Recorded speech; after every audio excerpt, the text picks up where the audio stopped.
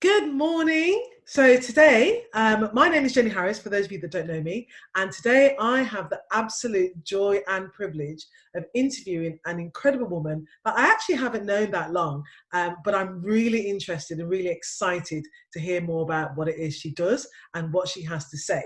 So the purpose of this little chat that we agreed to do is just to give you a bit of an insight into who she is, what she's about, how she can possibly help you, even if it's not now, but in the future, or even she might be to help somebody that you already know. So it's my absolute pleasure to introduce you to Vicky Farmer. And Vicky is, I'm going to actually read this for you because I don't want to make a mistake.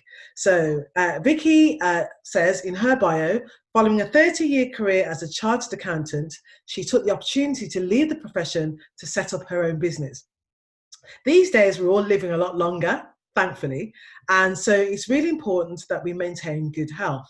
We live in a toxic environment, we live in a toxic world, and the environment we live in, our food is produced and our modern lifestyles all work against our efforts to remain healthy.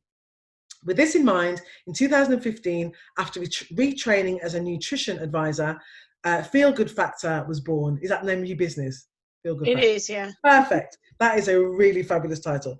Vicky's passion is to help people optimize their health through what they eat, what they put on their skin, and how they clean their homes. So that is a fabulous little insight into what we're going to touch on. So really, Vicky, my first question is to you is, tell me your story. What is it? What do we need to know about Vicky Farmer? Well, thanks, Jenny. Thanks for giving me this opportunity. It's quite it's quite an interesting question, that, because, like you've already said, I spent 30 years as a chartered accountant, and now I'm a nutrition advisor, and the two couldn't be further apart, really. And how it all came about, I guess, is 30 years in a high-powered position in commerce and industry and all the rest of it. You come out of that stressed, overweight, and just not really knowing what's around the corner. When I say I was given the opportunity, that's my way of putting a total positive spin on being made redundant, because that's what it was. It was an opportunity, and lots of people moan about their jobs, hate their jobs, all the rest of it, but they never do anything about it. And the reason they don't is probably because it's quite hard to think, I'm just going to stop doing that and walk away. So we've all got bills to pay, we've all got to think about families and all the rest of it. So to actually just up and leave and go and do something else is quite a daunting thought. But when somebody says to you, here's a nice big fat check, would you like to go away, then it's a bit of a no-brainer, really, especially when you're thinking, well, perhaps there's something else I would like to do. At the time, this is about 11 years ago when this all happened. And at the time, I didn't really know what I wanted to do. But what I did know was I didn't want to carry on doing what I had been doing for the last 30 years. It's one of those, I would never get a position like the one I had. It had taken 30 years to get to that stage. And those jobs, just weren't on the job centre's notice board. I went to agencies. I could have taken a job I'd been doing 20 years ago for half the pay. Why should I do that? So really, it was a case of, let's see what else I can do. And I needed to get myself sorted out first. I didn't want to be stressed anymore. I wanted to lose that weight that that stubborn weight that you get through. I now know through stress can cause it. All sorts of things can cause it. It's not necessarily because you just ate too many cakes, although that comes into it as well, because anybody who works in an office knows it's always somebody's birthday and there's always cakes and biscuits to eat. So I did look into it, and for a while I thought, well, I'll just have a breather. I'll just see what's around. And it was around that time that I discovered this thing that I now know is called network marketing. And I'd never heard of it before. I had no idea what it was. But at the end of the day, we all network all the time. We talk to people, we share our likes and dislikes, we meet people all the time. And what better way to have your own business than something that comes in a box almost, that's ready made for you and can just literally be there for you to sort of put your stamp on. And it's a cheap way to get into your own business. Everything's all done for you. And I found that kind of worked for me. And it was quite an interesting one, because after working in finance and business, you learn a lot about business, you learn a lot about finance, you learn a lot about all those management skills, negotiation skills. But one thing you don't learn in an accountant's office is how to sell, because you don't actually sell anything as such. You can have perhaps a business development person that gets the business in. But generally speaking, you don't actually need selling skills. So that's what I learned through going into network marketing. I learned to sell, and actually found that I was quite good at it, because I think one thing you don't do is you don't do what people do to you that you hate, which I hate pushy salespeople. Pushy salespeople just switch off. You walk into a store and they come up to you, oh, can I help? No, I'm going now, thank you. Because you don't want to be sold to, but to learn how people's buying behaviours and that sort of thing is quite fascinating. And I learned how to do that. So I did that for a little while. And then in 2015, I had the rug completely pulled from under me again, because the network marketing business that I'd built up over the previous sort of 7-8 years suddenly decided to pull out of the UK market. And all I was left with, the only asset I had, was a customer list. But that's a very valuable asset. And it was at that point that I thought, right, what can I do? And I'd always been interested in health. Obviously, like I said, when I came out of the corporate environment and needed to sort myself out, I learned a lot about nutrition. I learned a lot of things that I didn't know. I thought I knew what healthy eating was and all that sort of thing, but actually quickly learned that I didn't. And there was a lot more that I could find out. So that was always something that I really had an interest in, and done a lot of research over those years, and really thought, well, now's the time maybe to put all this into practice. So it was at that point that I decided I'm going to requalify, retrain, get a nutrition qualification, and really put some sort of credibility around the knowledge that I've kind of gathered over those years. And so I did that. I got my diploma in nutrition and weight management, and basically set up Feel Good Factor. And that's kind of the rest is history, as they say. I've developed that knowledge since then. I've got a real interest in gut health, which is now become the sort of the big thing in the media. Everybody's onto it now, all about the microbiome and rebalancing your gut bacteria. And that's something that I've spent quite a few years researching and studying. And so at this point now, I have developed my business to the point where I've come up with my own kind of programs to help people, like I said like you said in my introduction, to be the healthiest they can be, to be the healthiest version of yourself, so that if we're going to live longer, we need to live healthily. It's no good living to 99 and you can't do anything. We want to be healthy. So putting those programs together, and it's an interesting one, because when I look back over my sort of the clients that I've had over the years, I have a very high proportion of men in that list. And I would really like to work with more women, because I think women are so often running on empty, as I call it. We do that, don't we? We just burn ourselves out because we're trying to do best by everyone, and we don't think about ourselves. And I speak to a lot of people, especially women, who'll say things like, oh, I know what healthy eating is. And I think, I know that one. I've used that line myself. and you just, you know, have a little conversation with them and try and understand what they think healthy eating is. And it's quite clear that there's a lot more they could do, but it's sort of getting that message across to say, well, come and have a chat with me, and let's explore it a bit more, and let's really understand what healthy eating is, what you think you're doing right, and let's see how we can improve it, because it's no good running on empty. You're going to burn yourself out, and you know, that's no good for anybody.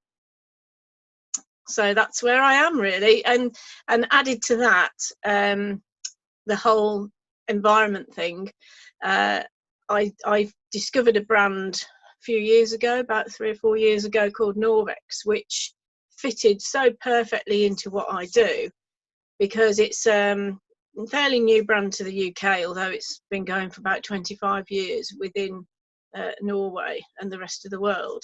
And it's a complete different approach to cleaning our homes, cleaning our bodies, looking after our pets, and all the rest of it.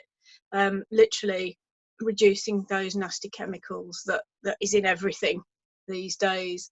And it's sort of going back to basics, but with 21st century technology, if that makes sense, to reduce chemicals. And that kind of brings me back full circle round to the network marketing, because it is a network marketing brand. But to add that into my business just seems to have sort of completed the jigsaw, really. So that's where we are today. Wow, that's amazing. And that is some journey that you've been on, and it's just Yeah. absolutely incredible. Yeah. So my next question for you, in fact, and just adding on to a little bit what you said is, yeah, people do like to buy, but they don't like to be sold to. None of us like to be sold to, but we do like to buy. People are always shopping. So I Yeah. totally get what you say when you say that.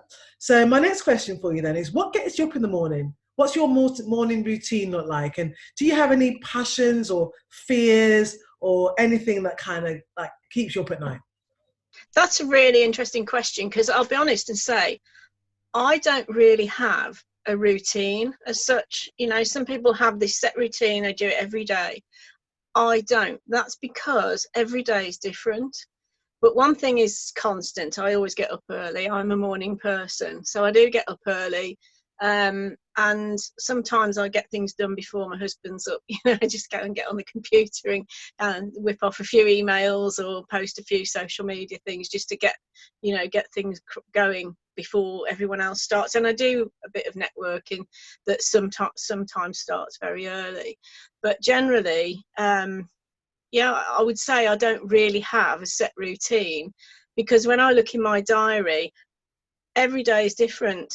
Every day's got something else to sort of keep me busy, and so I have to be very, very strict with myself with keeping a good diary. I have to really manage my time to the minute almost, and everything goes in my diary. And I even have a paper diary. Look at this. I can't cope with any other way, because I have to literally have everything in here, and whether it's personal, business, but the day has to be sort of mapped out in advance in that way. So You do have a plan. So yeah, I have you a do go plan, but with a not plan in a the morning. routine, if that Yeah. makes sense. No, that's Yeah. fine. We're all different. So tell me then, this is a great question. I love this question. Why should anybody work with you, and what are the benefits for your potential clients? Why should they work with me? Well, because like I say, right, going back to, you know, the basic sort of premise is we're living longer. We need to live healthier, and I can help people do that. I've come up with a way it's quite interesting, this, because when I started my business, I genuinely thought that the route I was going to go was weight management, that I was going to help people lose weight, because isn't that what everybody wants? Everybody seems to want to lose weight, and everybody's tried everything, every diet going, but has everybody actually looked at the most logical way to do it, which is to address their nutritional intake? And most people don't. Most people don't understand what food does in the body. So that's one of the things that I've always sort of majored on, is looking at that. No fads, no gimmicks, just understand what food does to your body, and then you will develop the habit to eat healthily. And I know this because that's exactly what I did. That's what I did when I came out of the corporate world and needed to lose 2 stone, because it had crept on, and I didn't know. I thought I ate healthily and it would go if I did a bit of exercise, but I've since learned that actually exercise is only 20% of any weight management program. But if you think about when you maybe landscape your garden and you lay a path, where do you put the path? You put the path where you think it needs to go, and then everybody walks across the grass. So you have to move the path to go where people want to go. And that's kind of what I had to do with my business, because I quickly realized, yes, some people might want to lose weight, but not everybody does. Some people just genuinely want to be healthier and to understand how they can do that. So I came up with the idea of, I call it the health continuum. It's a bit like a line, okay? And at one end of the line, you are dead, basically. At the other end of the line, you're going to live forever. But the reality is, everybody's somewhere on that line. And if you can find out where you are on that line, and then work out what you need to do to move along up the line towards the optimum end, then that's got to be the way forward. So I've come up with a way of assessing a person's health and lifestyle. It's not invasive, it's just a questionnaire. But by assessing their health and lifestyle and working out where they are on that line, then we know the benchmark, and we know how we can actually move them up the line and what they need to do. So because everybody could do something and improve. So that's what they can expect if they want to work with me. Brilliant. So I love that. I love the fact that it's very personal and that you take them on a journey. So that's amazing. So what impact do you want your brand and business? What legacy do you want to leave over the next 3 to 5 years? I keep coming back to this, but I just want to help people be healthier. I don't do this for the money, I'll be honest, because when I got offered that redundancy all those years ago, I could have just turned around and said, well, that's it, I'm going to retire now. I don't need to work. And I don't do this because I need to work. I do it because I want to help people. I know from my own experience that, you can have all the money in the world and you can be the most unhappy person because your health's not the best, or your mood's not the best, or whatever else, and it's all about quality of life. So if I can help people to improve that, then my job's done.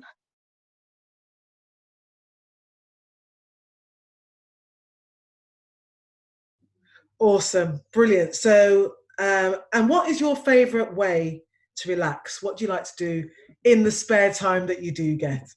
Well, I've got plenty of spare time, because one of my friends said to me a few years ago, after all this, after I'd sort of got settled into my new sort of lifestyle, if you like, she said, should you just do things that you like nowadays, don't you? And I said, actually, that's probably true. And I don't work full time, but I do work every day, if that makes sense. Every day I do something to touch my business, because I think if you don't, then people forget about you, or you go off the radar. So I do something every day, usually first thing in the morning, and then if I want to spend the afternoon doing something else, then I will. Hobbies and things I do in my spare time, this is quite good, because it's kind of fluid what I like to do. Over the years, I've done lots of things. I've had a go at all sorts. I suppose my biggest thing that I don't do anymore, and it's mainly because we had to give up through an injury my husband got. We used to ballroom dance. we used to we used to do that competitively, and we didn't start till, I mean, my husband was in his 50s and I was approaching 50, I think, when we started. But you know, we danced at Blackpool, and we've won cups, and it's been fantastic. But unfortunately, through an injury, he couldn't dance anymore, and we had to give up. So we don't do that anymore. But nowadays, I think the main things I like to do, I do a bit of volunteering. I do some charity work. I do some fundraising for a charity called The Brook, which is a horse and donkey charity that is very close to my heart. We used to have a lot of horses, and horses have always been dear to me. So we fundraise for them. I'm an active member of the WI, which is that is an amazing organisation for women, and I would urge any woman to go and seek out their local WI and give it a go. And don't think you've got to be retired to join, because it is not. It is not for people over a certain age, most definitely. I've had people say to me, "Oh, what, I'm not old enough to join." I said, "Well, how old do you think I am?"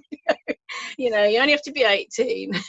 And it is the most amazing, empowering, inspiring organisation that I've ever been privileged to be a part of. And you know, we do a lot of things. We learn a lot of skills. We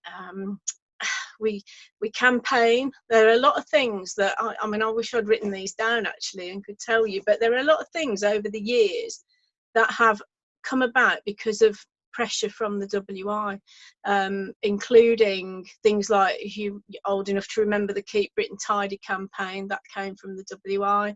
There are various things to do with loneliness and mental health that have come from the WI.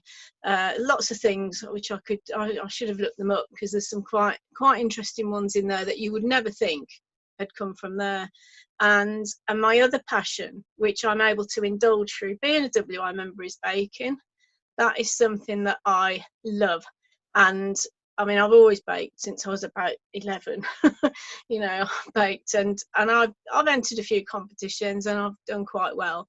And through joining the WI, I've since trained as a judge. So I'm now a nationally trained judge to judge cookery and preserves, which is fab. I really enjoy that. And again, it's about helping people. It's helping people improve their techniques, and you know, so they can, next time they might win. And my other one, my big one, is I'm a big quizzer. I like quizzes. I love quizzes.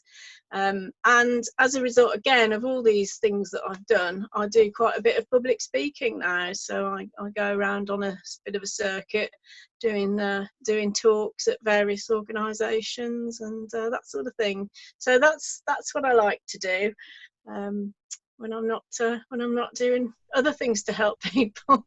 Wow. So we're going to see you on Bake Off or The Chase or something like that. I've been on The Chase. Have you? I've been on quite a few TV quizzes actually, and that's one of my talks, is a day in the life of a quiz show contestant. So it's great fun. Yeah, I've been on The Chase, and I don't think Bake Off would be for me. I can't do it when people are watching me. Okay, so I have no more questions for you. Have you got anything that you'd like to offer our listeners and anyone that can get in touch with you? Sorry, my dog in the background, I apologise. Oh yeah, I've got two of those. Well, only to say that obviously at the moment we're all incarcerated in our homes and can't get out, but I am online. I have moved everything I do online, so yes, very welcome for you to come and find me on there. My website is vickyfarmer.com, which is that's Vicky with a Y, I should say. Vickyfarmer.com, and you can find everything to do with me on there.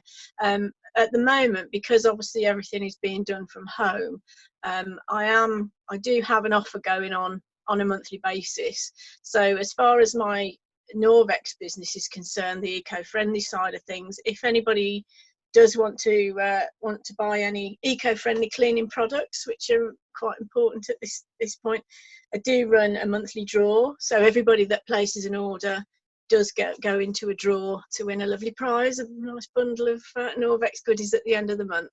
So that's just something to think about. But as I say, you can find everything on vickyfarmer.com. Or also, I'm very aware that you've got you set up a Facebook group the other day, Cooking with Kids or something. Tell us Yes. a bit about that. Well, I noticed a lot of people were putting the thought of having to homeschool their children, and I think again it's people putting too much pressure on themselves. They're not teachers. You can't, just teach the kids some life skills. Teach the kids, just keep them occupied with sensible things, not stuck on their PlayStations or whatever it is they do these days. But so I thought, well, why not teach the kids to cook? Because I increasingly find people, younger people, saying that they can't cook, and they eat a lot of ready meals, they eat a lot of takeaways and all the rest of it. So I came up with this idea that why not teach the kids some basic skills, and have a go yourself kind of thing. So every time we have a meal now, I have to get my husband to video cooking the meal, and then I'm posting them on this Facebook group called Cooking with the Kids, and the idea is, so that you can see step by step really simple recipes that are probably, they're all our favourites, so they might be your favourites too. So far we've had spaghetti and meatballs, because that's quite a popular one, and what else have we done? We've done a cake. We did a pineapple upside down cake, because that was something I remember from my childhood that we don't seem to see anymore. And I even did, now this is a big one for me, scrambled egg, because I like scrambled egg, but nobody can cook it properly. So I can never eat it when I'm out because it always looks horrible. So I actually did scrambled egg, and you wouldn't believe the feedback I got from that video. The number of people who said, oh, I'm going to try this because mine always come out like rubber and things like that. And I think, yes. But it's all simple food. It's all stuff that we eat all the time.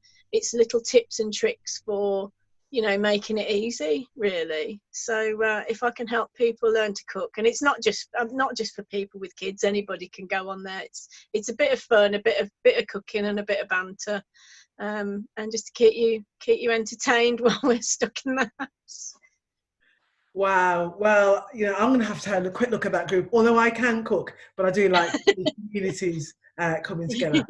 Well, that's it, Vicky. We've come to the end of our time. I have no more questions for you. You've given us your fabulous offer. You've told us a little bit about your baking or cooking group. You've told us a lot about yourself and a lot about your business, and we now know how to get in touch with you. So thank you so much for taking the time out of your day to have a chat with me today. I've really enjoyed it. I've learned so much more about you that I didn't know, and I look forward to catching up with you soon. Yes, thank you, Jenny. I've enjoyed it too. So have a good day. Take care.